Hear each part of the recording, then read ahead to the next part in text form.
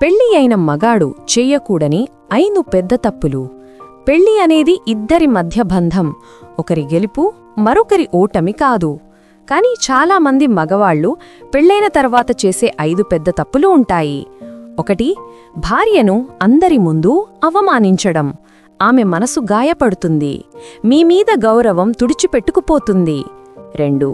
ప్రతి చిన్న తప్పు మీద గొడవపడటం. ప్రేమ ఉన్నచోటే సహనం ఉండాలి, క్షమించటం నేర్చుకో.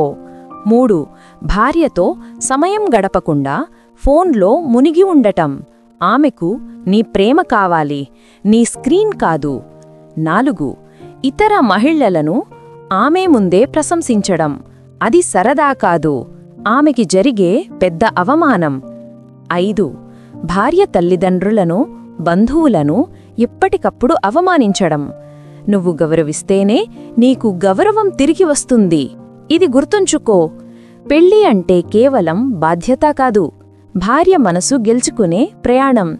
భార్యను ప్రేమిస్తే నీ ఇల్లు స్వర్గం అవుతుంది.